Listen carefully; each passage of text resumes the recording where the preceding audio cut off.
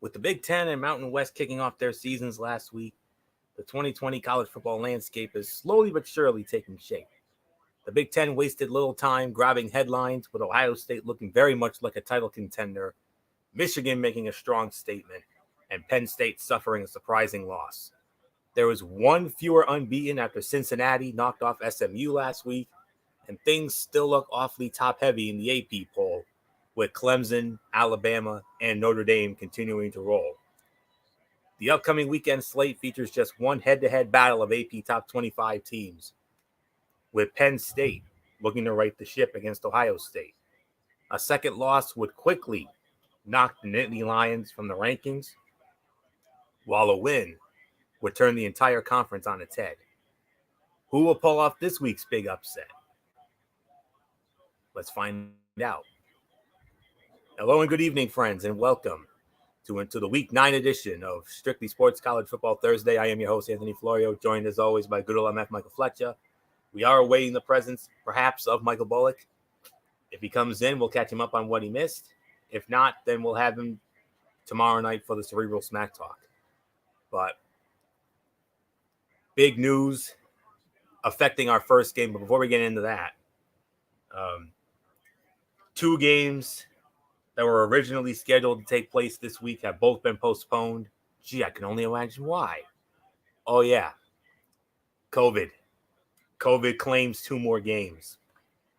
We were supposed to have a game tomorrow night featuring the number 19 Marshall Thundering Herd.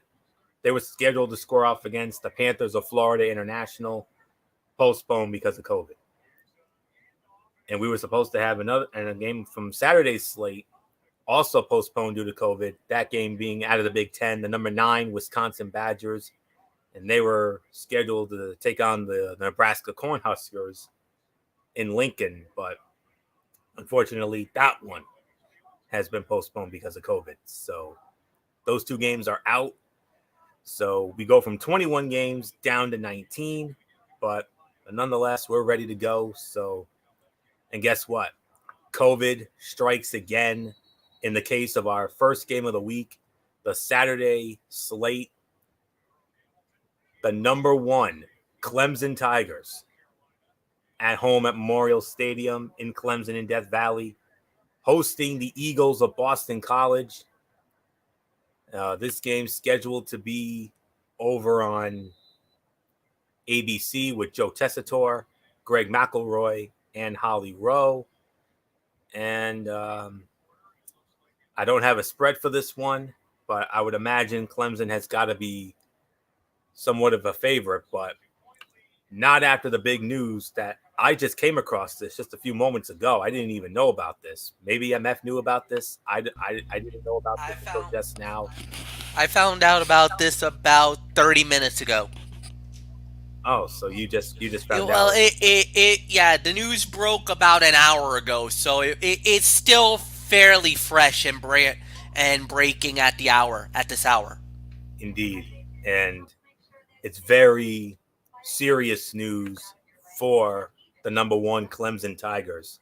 Their star quarterback, Trevor Lawrence, has tested positive for COVID. They say that he's scheduled to miss at least one game, keyword being at least. We'll get into that in a moment, but nonetheless, I'm still going to go with Clemson anyway. I mean, Clemson is a runaway freight train at this point, and Boston College won't be the team to slow it down. The Tigers have too many weapons offensively and too much talent on the defensive side of the ball for the Eagles to even keep it close. It will certainly not be a 73-7 shellacking like the one put on Georgia Tech, but it won't be close. Now, going into this, I had Clemson winning 48-10, but that was before I found out Trevor Lawrence has tested positive for COVID. I think this game's going to be a lot closer now, and we might have to put Clemson on upset alert because Boston College is a 4-2 team. But I'm still going to go with Clemson. I think I might have to go a little lower on the scoring here. I could probably say maybe 24-10, maybe, perhaps. Cut that in half. It would have been 48-10 if Trevor Lawrence didn't test positive for COVID. But I'm still going with Clemson nonetheless. So, MF, there's nothing left to say except for this. For Clemson, they better hope it's just one game because we know who's on the pipeline after this. And if he's out for the Notre Dame game, oh my God, Notre Dame's chances, they went from punchers to realistic. Yeah, absolutely. As of right now, we don't know what the severity of the COVID is for Trevor Lawrence. We don't know if he's asymptomatic, if it's just because normally when you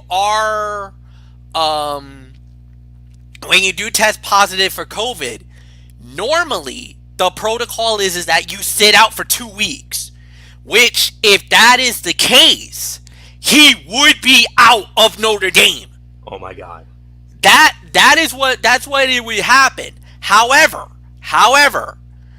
the only way Lawrence gets back in is that he's got to go through the protocol. He's got to test.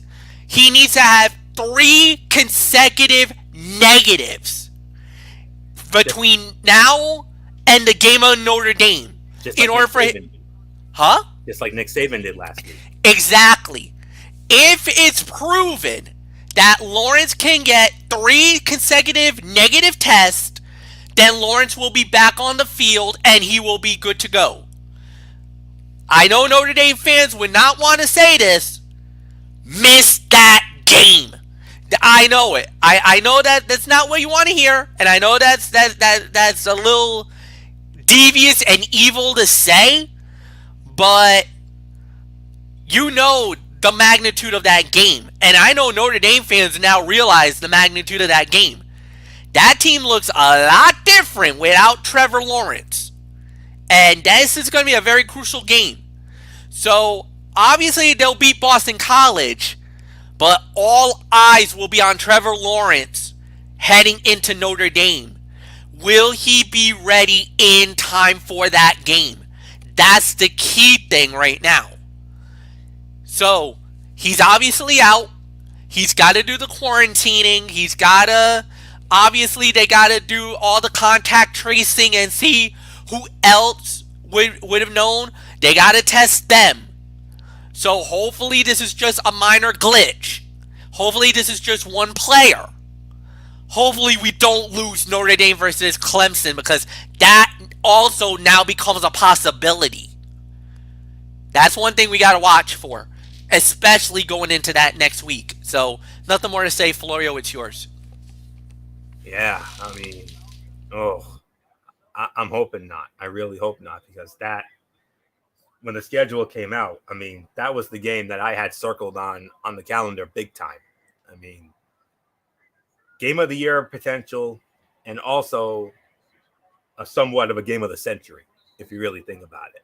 So I pray to God everything works out and we can have that game along with the AEW Full Gear pay-per-view on the same night. So it's going to be a banner night. So let's hope for that. So, but anyways, we'll definitely keep an eye out for it. If we hear anything, we'll definitely pass it on when the time is right. So, but anyways, let's move on to our next matchup.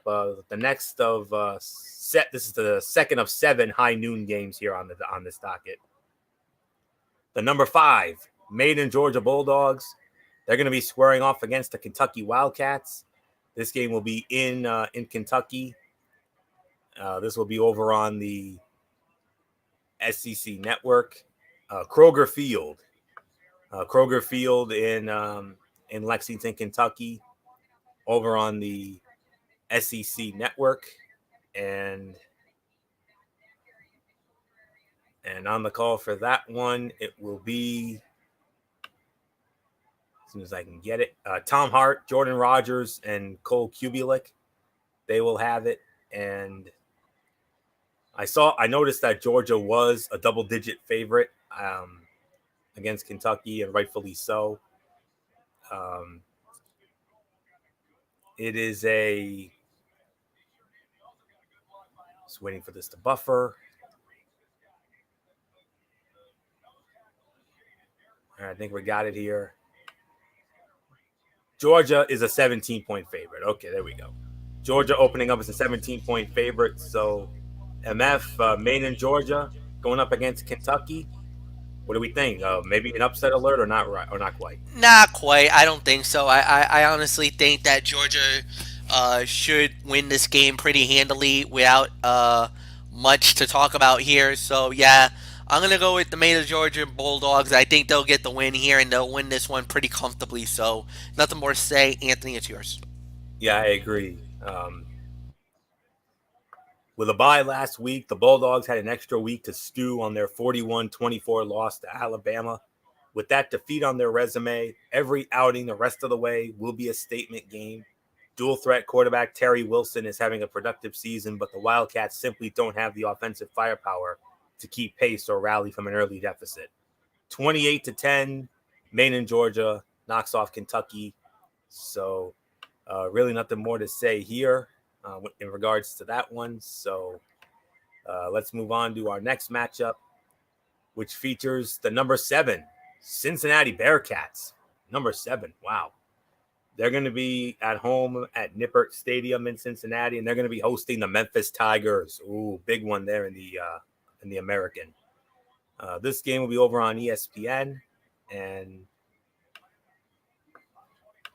on the call for that one, it will be Mark Jones with Dusty Dvoracek and Paul Carcaterra, and Cincinnati opening up as a 6.5-point favorite. After a convincing win over SMU last week, this is the toughest remaining test for a Cincinnati team trying to crash the playoff party. Memphis beat Cincinnati twice last year in the regular season finale and then in the AAC title game, but the Bearcats are the superior team this time around thanks to one of the best defenses in the nation. Cincinnati wins. My final score, 31-14. So nothing more to say. MF, Cincinnati, knocking on the door of the playoff, perhaps. Yeah, they are. And I think they will knock. I think they'll knock on the door a little more further. I think they will get the win this weekend. There's really nothing more to add. So Anthony, next game. All right, and that next. Oh, here we go. MF. This one's for you, man. I mean, it's only fitting. It's your team, the number 13 Michigan Wolverines. Home opener. The home opener in the big house. Michigan Stadium, Ann Arbor. And they're hosting little brother, the Michigan State Spartans. This is one of the games MF looks wildly forward to on the Michigan schedule. And it's the Fox game of the week. You know who's going to be working it. You don't need a sheet for it. You know who's going to be there. Our boy, Mr. Gus Johnson, Joel Klatt, the All-American girl, Jenny Taft, and Michigan opening up, and MF, you're going to be very encouraged by this. Michigan opening up as a 25-point favorite, and why not? Look what happened to Michigan State last week. They got beat down at home by a new and improved Rutgers team under second tenure coach Greg Schiano. Yeah, Rutgers shocked the daylights out of the Big Ten. Everybody did not see that coming. That was an emphatic beatdown. They whipped on Michigan State, and already, I hate to say it, but there's already trouble in Michigan State land.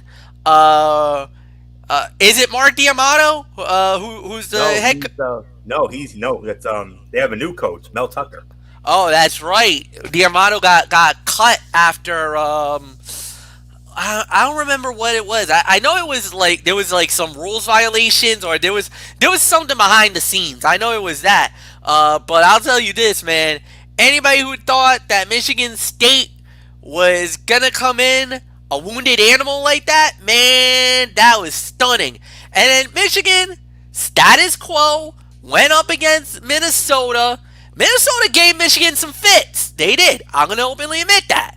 But the running game of the Wolverines, what a surprise that was. That was an emphatic beatdown. They won it pretty well, and they got the good old mug. We got the mug back again, boys. We get to hold on to that for a year. So now we're going up against a gamed Sparty team that's probably stinging right now after that loss. They're looking for revenge. So yeah, I'm pretty sure. I got no doubt about it. Michigan should win this, Anthony, it's yours. Yeah, it's Michigan, no doubt about it. The Wolverines started their 2020 season with a bang last Saturday night, scoring a 49-24 victory over a ranked Minnesota squad. Joe Milton looked good under center. The running game tallied 253 yards and 5 touchdowns, and the defense forced a pair of turnovers. Meanwhile, Michigan State lost by 11 to Rutgers at home, and now it has to travel to the Big House. I don't like Sparty's chances. 31-10, Michigan over Michigan State. So an encouraging start for MF and his Michigan Wolverines, no doubt about it. All right, next up, we have the number 16, Kansas State Wildcats, and they got a test coming up. They're going to be squaring off against the West Virginia Mountaineers, Mountaineer Field at Milan Puskar Stadium in Morgantown. And this game will be over on ESPN2. And just waiting for my sheet to come up here. Roy Philpott with Kelly Stufer and the legendary Dr. Jerry Punch. They are going to be in West Virginia. And in Kansas State, West Virginia opening up as a 4-point favorite. All right. So, but then again, I mean, it's hard to get a good feel for West Virginia, which is beaten up on lesser opponents, but struggled against Oklahoma State and lost to Texas Tech a week ago. The Mountaineers are capable of slowing down the Kansas State offense enough to come away with the win, but which team will show up? For the Wildcats, there's also some danger in looking ahead to their big game next week, as they got to go up against Oklahoma State. Huge game in the Big 12 there. So, but I'm actually going to pull the trigger, and I'm going to call for the upset here. I'm going to say West Virginia pulls it off. West Virginia upsets K-State 27-24. I think K-State's going to look past them and in preparation for their big game against Oklahoma State. So, but if K-State wins, I would not be surprised at all. But considering it's at West Virginia, I got to go for the upset. So 27-24 West Virginia. MF, I just pulled a U here. I call for the upset. Do you agree, or do you go with K-State? You know what? I hope K-State is not looking past West Virginia. That's the wrong thing to do. And you know what? We'll have to wait and see. I think this is a dangerous game. I definitely agree with that. You know what? I would definitely call for an upset as well. I won't.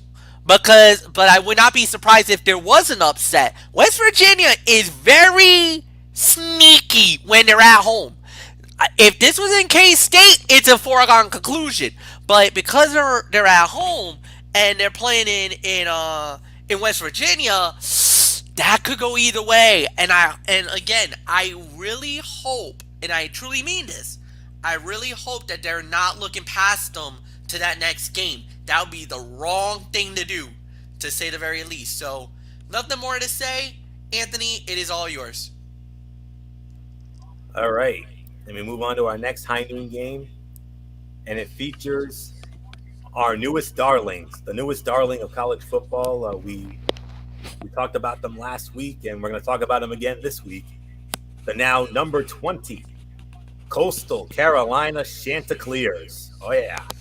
Coastal Carolina, and they are going to be going on the road, and they will be squaring off against Georgia State.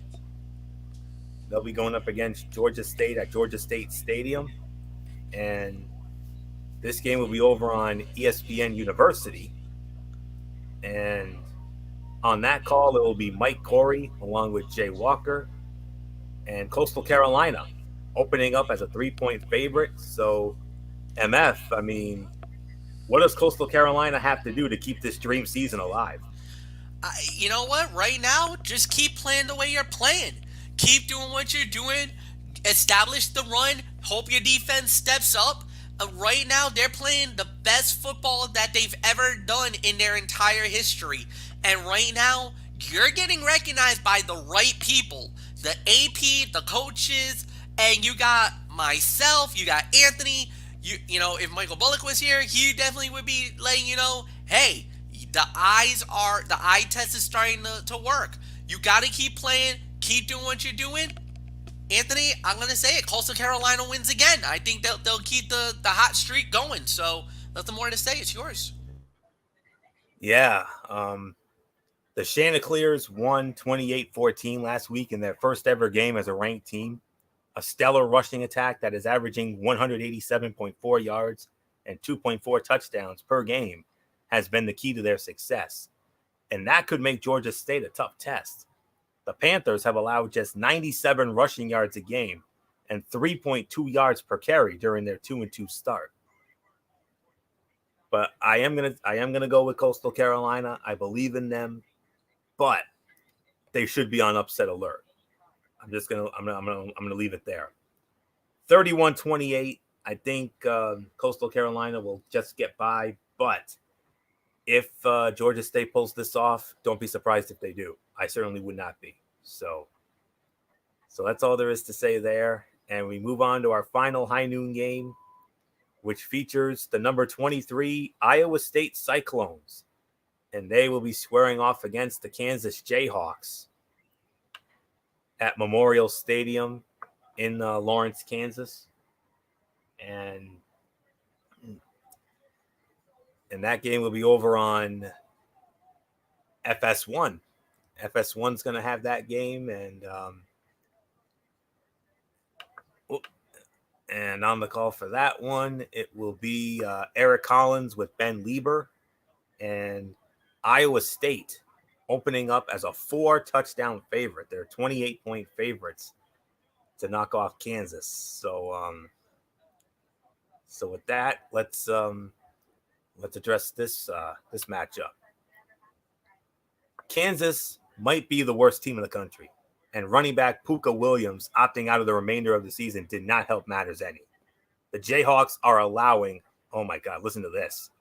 They are allowing 437.6 yards and 45 points a game during this 0-5 start. Expect Iowa State quarterback Brock Purdy to have a field day after a slow start to the season. Lock of the week, Iowa State rolls all over Kansas, 45-13. Nothing more to say, MF. Kansas, definitely not a football school, way more of a basketball school. Yeah, no doubt about it. There's really no argument here. This is Iowa State. They're going to win this game. There's really nothing more to add, Anthony, so let's just move right on along. Will do. And we that concludes the high noon games, and now we're going to get into the 3:30 games. We have a couple of those, and we are going to be talking about my team next, the number 4. Yeah, they went down to 4. The number 4 Notre Dame Fighting Irish squaring off against the Georgia Tech Yellow Jackets from Bobby Dodd Stadium in Atlanta. And this game will be over on ABC. Second straight week that Notre Dame will be on ABC. I think they might be working with a different announce crew. They'll be working with a different announce crew. They'll be working with Dave Patch, Mike Golick, and Marty Smith. And Notre Dame opening up as a 20-point favorite. Nothing more to say on that except MF. I mean, Notre Dame, I think we can consider this a nice little tune-up for the big one next week. Nice little tune-up, no doubt about it. And they had an easy time with Louisville. I think a lot of people thought, Louisville's going to be a little bit of Pittsburgh. It's Pittsburgh. I'm sorry, with Pittsburgh. Went into Heinz Field and beat them. I got to admit, I had some doubts going into it, but Notre Dame alleviated my doubts early. Yeah, they jumped them. They jumped them and destroyed them. And that was a good start. That was definitely what you wanted it to see. And now you got another good team to go up, and now you just got to see how that plays out. So, no, I think they looked good. It was a solid performance, and I think they'll continue that wave, and they'll get another victory heading into that big showdown with Clemson next week. So, I got Notre Dame winning. Anthony, it's yours. You know who I'm going with. Of course I'm going with my team. No doubt about it. Notre Dame's defense has held opponents under 14 points in 4 out of 5 games this year, and Georgia Tech is just 2 weeks removed from the infamous 73-7 beatdown manhandling loss to Clemson. The Fighting Irish need to be careful not to start looking ahead to the big game next week. But this one, I do believe, should be another cakewalk like the one against Pittsburgh. So 41-13, Notre Dame. Nice final tune-up before the big one next week. 41-13 beat down of Georgia Tech. So there's really nothing more to say on that. And let's get to our other 3:30 matchup. And wow, I'm going to go on the record here, and I'm going to call this the sleeper game of the week. Who would have thought this would become a high-profile game? Fresh off their biggest win in recent years. I can't remember the last time they won a game of this magnitude, but they did. I can't remember the last time they were in the poll before now. The number 17, yes, 17, Indiana Hoosiers. And they're going to be squaring off against the Rutgers Scarlet Knights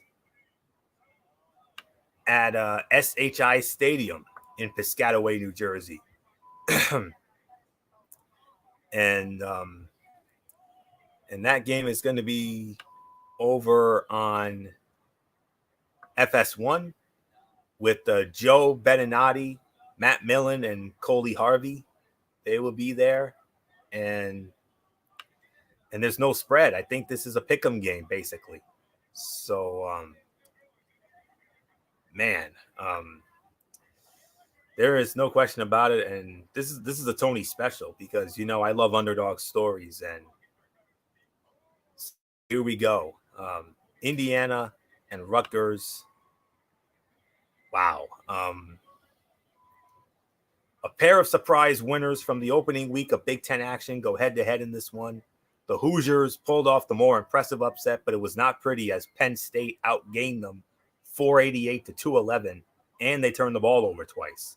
Meanwhile, Rutgers forced a ridiculous 7 turnovers last week against Michigan State and held the Spartans to 60 rushing yards on 38 carries. I'm feeling upset happy here. I'm going for the upset again. I can't believe I'm saying this, but I believe in Rutgers. I do. And you're going with Rutgers? Yes, I am. You know what? I can't. They're at home, man. I can't disagree with it. Like, even 24-21. 24-21. It's going to be 24-21. Rutgers, they'll upset Indiana. And who knows? Maybe at this time next week, we'll be talking about Rutgers as a ranked team. Oh, my God, did I just say that? It's possible. Greg Schiano is like a magic man. He was the reason why Rutgers was actually pretty decent back in the day. And now he's brought him back. And brought him back to a point that, a lot of people are going to keep a very watchful eye. I think we can openly admit that. But what about Indiana? Indiana pulling off the major upset last week against Penn State in a season full of upsets. Yeah, no, and that's also another thing you got to also talk about. So something's got to give. This is going to be a great matchup. Oh God, who do I go with? I guess I'll go with Rutgers because they're at home. I think it's going to go back and forth. I don't know how this is going to play out, but good game. Good matchup. Nothing more to say. Florio, it's yours. Yes, sir. Yeah, looking forward to that one. So, all right, we move on now to, we go from a Tony special to an MF special. Great matchup in the Big 12, and I know MF's going to be watching this with a vested interest. A 4 o'clock kickoff, and this will be over on Fox. The number 6 Oklahoma State Cowboys back at home at Boone Pickens Memorial Stadium in Stillwater, and they're going to be hosting one of his favorites, the Texas Longhorns. And if I'm not mistaken, I do believe – well, actually, no. I thought it was going to be Timmy Brando and Spencer Tillman. No, it's going to be Joe Davis and Mark Helfrich. They're going to be on the call for that one. And Oklahoma State opening up as a 3-point favorite. So, speaking of dream seasons, MF, Oklahoma State, number 6, but they're going to be tested at home against your one of your favorites, the Texas Longhorns. Yeah, no doubt about it. This is going to be a good matchup for them, and this is going to be a good test. But, we got to wait and see how Texas looks, I think Oklahoma State definitely has a great chance to get the win here, and I actually will predict them to win. But yeah, this is gonna be a high scoring affair, shootout as always. What you expect from the Big 12, 49-42. But I do got Oklahoma State knocking off Texas. Yeah, I love Texas. You know I do. Yep. But I just feel like Oklahoma State is just a tad better than Texas. So 49-42, it's gonna be a great game, but I got State winning. So Florio, it's yours. Definitely. After a 2-week hiatus, Oklahoma State returned with a 24-21 victory over a good Iowa State team. Spencer Sanders threw a pair of interceptions in his first action since getting injured in the first quarter of their opener. But Chuba Hubbard broke loose for 139 yards, and Sanders added 71 rushing yards himself. The Longhorns have plenty of offensive firepower, but they've provided little defensive resistance all year. And the trio of Sanders, Hubbard, and receiver Tylon Wallace is going to be a handful. I don't think it's going to be as high scoring as MF has it, but I think it's going to be close for about 3.5 quarters or so. I think sometime in the fourth, I think OK State will pull away. So I'm going to go with Oklahoma State to win a little comfortably, 42-28. Oklahoma State knocks off Texas. I 100% agree. So there's really nothing more to say. Let's move on now. And we have a rare 6 o'clock kickoff here. This will be over on the CBS Sports Network. And look who's back in the top 25. Another Tony favorite. Boise. Boise's back. Yes, the Boise State Broncos. They're back in the top 25, and they're going to be squaring off against the Air Force at Falcon Stadium at the Air Force. And this game, like I said, will be over on the CBS Sports Network. And on that call, it'll be their A team: Carter Blackburn, Aaron Taylor, and MF's very good friend Jenny Dell, whom we got to meet a number of years ago. But yep, Carter Blackburn, Aaron Taylor, and Jenny Dell will be at the Air Force for that call of Boise and the Air Force, and Boise opening up as a 2-touchdown favorite, a 14-point spread in favor of Boise, and rightfully so. And somewhat lost in the excitement that was the start of the Big Ten season. The Mountain West also kicked off its 2020 campaign last week. Boise State demolished Utah State by a 42-13 margin to quickly jump back into the AP poll, and it is on a collision course with BYU in 2 weeks. Woohoo. Air Force is averaging 5.6 yards a carry with its triple option offense, but the Broncos didn't have any trouble last year in a 30-19 win. Same thing with the last game. It'll be close for about 3 quarters or so, but then I think sometime in the fourth, Boise will pull away. So Boise pulls it out. I will say 35-24. Boise knocks off the Air Force. So nothing more to say. MF, the original darling of college football, back in the top 25. Boise's back in. Welcome back, Boise. Glad to see you. Missed you, boys. It's been a minute. So, yeah, no doubt about it. I'm going to go with Boise. I think they're going to win the game. And like you said, that battle in a couple of weeks against BYU, sleeper game of the year right there. Sleeper game of the year. That could go either way. We'll have to see. We're gonna have to wait and see how each team plays leading into Definitely. it. But yeah, that's gonna be a great matchup, no doubt about it. Florio, it's yours. All right, and now we go to prime time, baby, and we start with a 7 o'clock kickoff, the SEC Saturday night game of the week over on ESPN. The number 2 Alabama Crimson Tide back at home at Bryant-Denny Stadium in Tuscaloosa, hosting the Bulldogs of Mississippi State. And it'll be Sean McDonough with Todd Blackledge, Todd McShay, and Allison Williams. And Alabama opening up as a 31.5 point favorite. So, MF, nothing more to say. I think we only have 2 words for this. Next victim. Yeah, no doubt. This is pretty easy. Bama should win the game. This is not even going to be close. This is going to be an absolute laugher. Bama dominates. They'll impose their will once again. So Bama wins. Nothing more to say. This is Roll Tide Roll. Roll Tide Roll, and next victim. Bryce Young, a 5-star recruit, saw some action under center for Alabama in last week's blowout win over Tennessee, and he could get a chance to play in this one as well. Mississippi State has scored 30 total points in 3 games since kicking off. I mean, listen to that. Mississippi State has scored 30 total points in 3 games since kicking off the season with an upset win over LSU in LSU. And this will not be the week that offense gets back on track. 49-13, Roll Tide Roll. So nothing more to say. Let's move on. And oh boy, it's time for the game of the week. It lost a little luster, but it's still the game of the week. I don't give a damn. The ABC Saturday night game of the week. The number 3 Ohio State Buckeyes squaring off against the number 18 Penn State Nittany Lions, Beaver Stadium, Happy Valley, over on ABC. And if it's the ABC Saturday night game of the week, you know who's going to be there.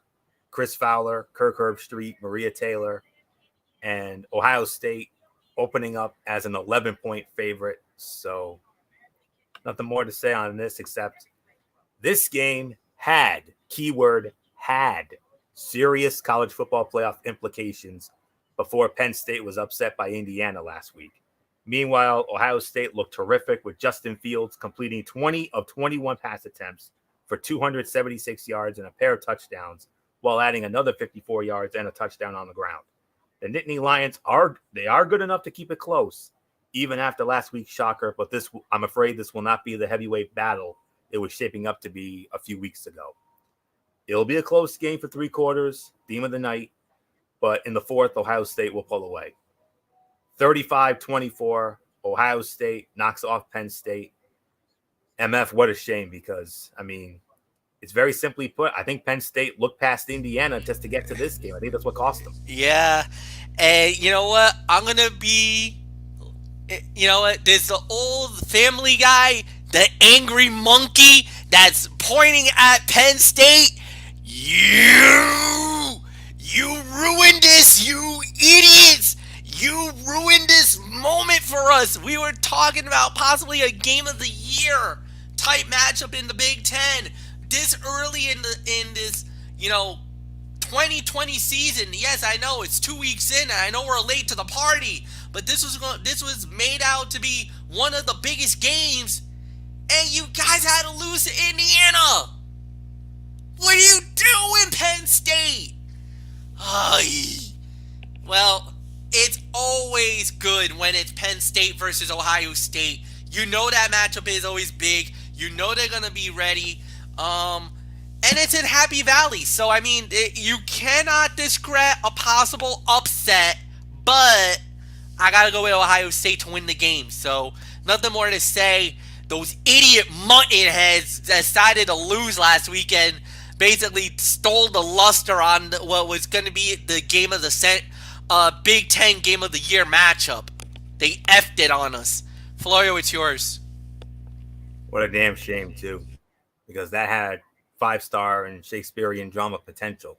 But it could still be that. You never know. But we'll see. So now we move on to another surprise team in the top 10. The 7:30 kickoff here. The number 8 Texas A&M Aggies, and they will be once again at home at Kyle Field. As let me just double check this. Yep, it is Kyle Field. And they are going to be and those number 8 Aggies, they're going to be at home at Kyle Field, and they're going to be squaring off against the big surprise of the SEC this year, the Arkansas Razorbacks. Oh boy.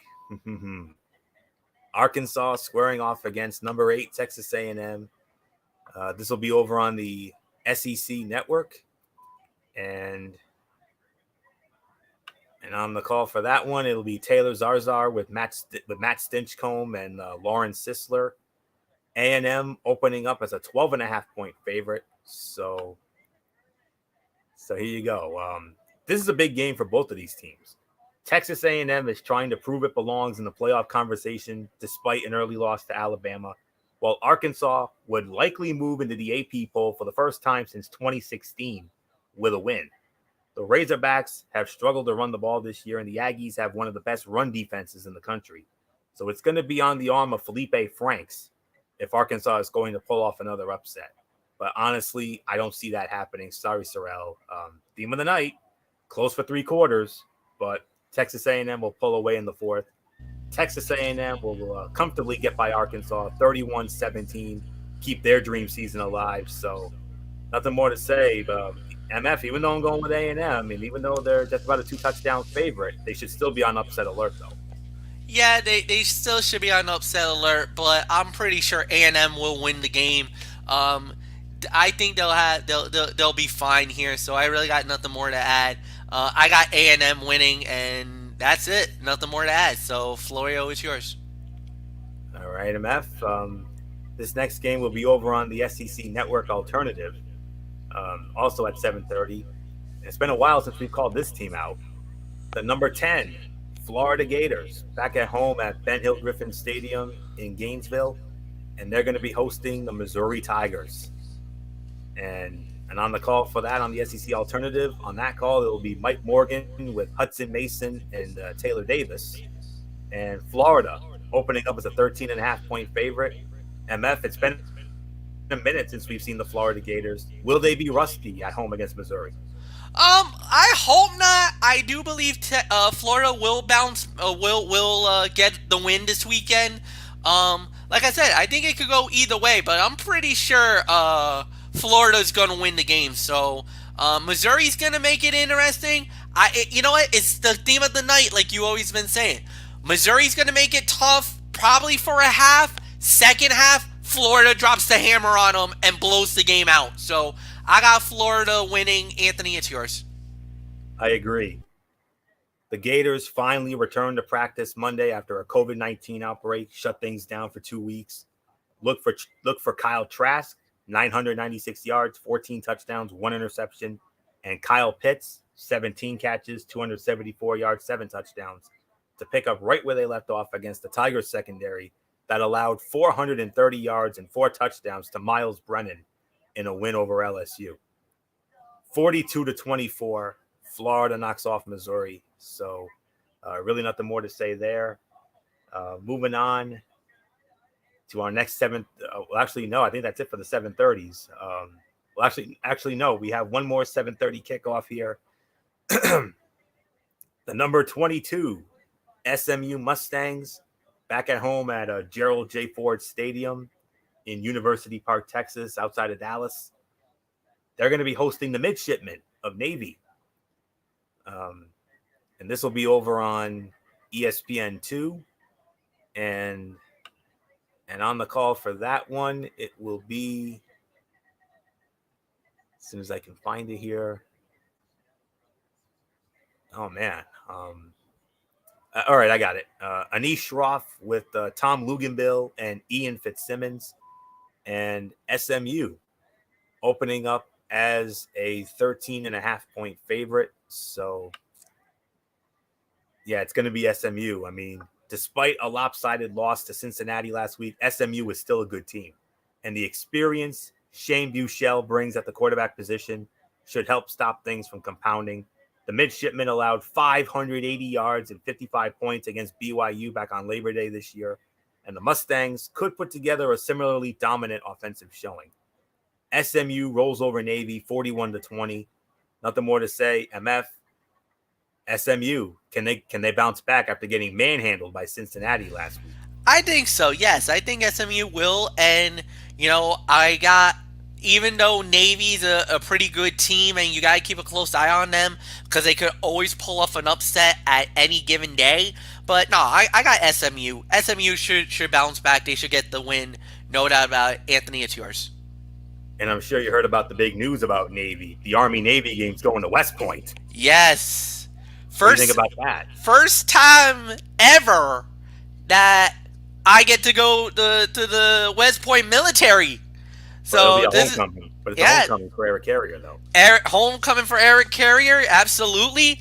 And actually, somewhat of a homecoming for our sideline reporter Matt Chasen too, because he's also an Army guy. So Sure. it's gonna be a homecoming for them. Very excited to do the game, and we always do Army Navy, and we're always excited to do it. And this is gonna be one heck of a day, and to for the first time ever to be at West Point to do the game. Normally it would always be either Philadelphia or Baltimore or even DC. We've done a few games in DC, but this is the first time that we're actually doing it in campus. So yeah, interesting matchup. Can't wait to see the game. Yeah. Actually, I think they did play the game at West Point once before. Way back when, even before I started doing league commentary before. 1942. Yeah, that's why. Um, yeah, it marks the first time the Army-Navy game has been played at a home site since World War II, when Annapolis hosted the 1942 game. But it'll be the year after. It'll be 1943. First time since 1943 that the game will be at West Point. So, man, as if that game couldn't get any more special. Oh, man.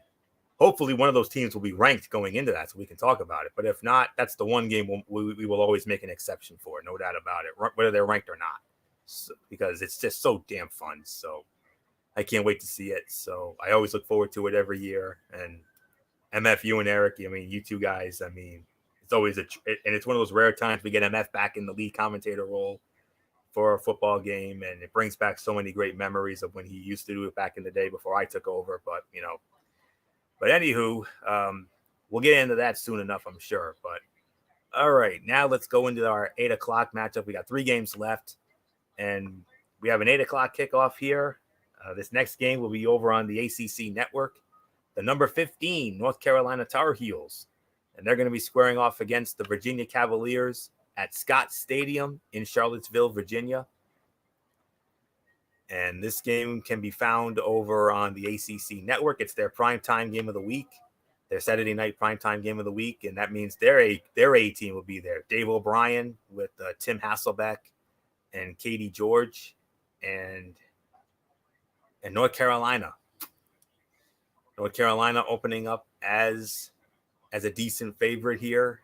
As soon as I get it up here. North Carolina opening up as a 7-point favorite. North Carolina opening up as a 7-point favorite against Virginia. So nothing more to say. MF, North Carolina bouncing back with a nice win over NC State after getting upset by Florida State some time ago. So MF, can North Carolina, keep their dream season going in Charlottesville? I think they will. I think Carolina, they had just one bad game, and that was against Miami. So I think they'll bounce back. I think they'll continue, their job and what they need to do. And I think Carolina will win this game. So I really got nothing more to say. Anthony, it's yours. It's going to be tough, though. The Tar Heels rebounded from their first loss of the season to blow out a ranked NC State team 48-21 last week. It was another banner day on the ground for the North Carolina rushing attack with 326 yards and 5 touchdowns, and it is now averaging 249 rushing yards a game.